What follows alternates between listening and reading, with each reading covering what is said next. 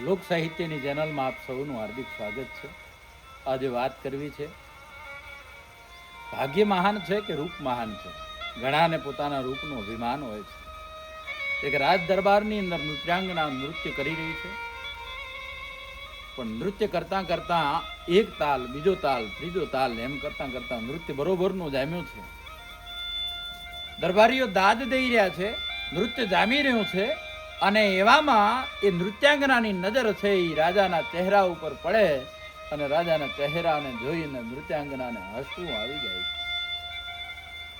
રાજાએ ત્યારે તો કંઈ કહ્યું નહીં. નૃત્યાંગનાને હસતી જોઈ અને તબલચી છે એ પોતાનો તાલ ચૂકી જાય છે, સારંગી વાળો છે પોતાનો તાલ ચૂકી જાય છે, નૃત્યની અંદર વિક્ષેપ પડે છે. પણ રાજા તો રાજા છે, સાણો છે, નૃત્ય ચાલી રહ્યું છે.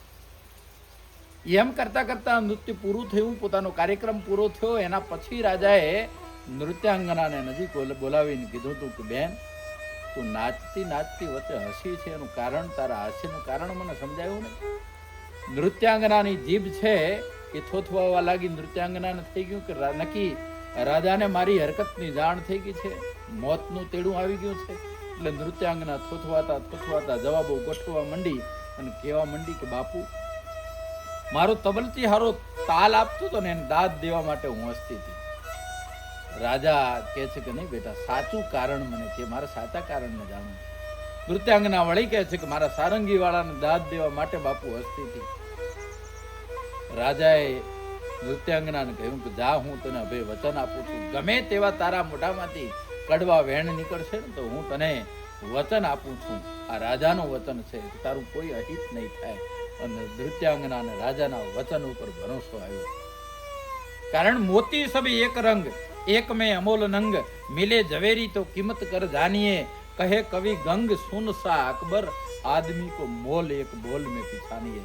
રાજાના એક બોલથી નૃત્યાંગનાને ભરોસો બેસી ગયો હતો કે હવે મને રાજા કોઈ દંડ નહીં આપે. અને નૃત્યાંગનાએ કહ્યું બાપુ ખોટું ન લગાડશો, પણ સ્વર્ગની અંદર જ્યારે રૂપની હરાજી થતી હતી ત્યારે તમે ક્યાં ગયા હતા કે જેથી કરીને આવા કાળા વહરાઈના વાદળા જેવા છો, કાળા ડિબાંગ આપનો ચહેરો છે, કદરૂપો ચહેરો છે.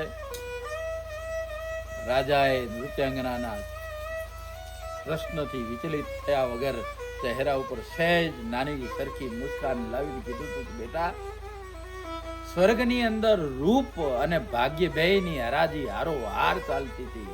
હું ભાગ્ય લેવા માટે ગયો અને રૂપ ચૂકી ગયો, હું રૂપ લેવા માટે ગઈ અને ભાગ્ય ચૂકી ગઈ. નક્કી હવે તારે કરવાનું છે કે ભાગ્ય મહાન છે કે રૂપ.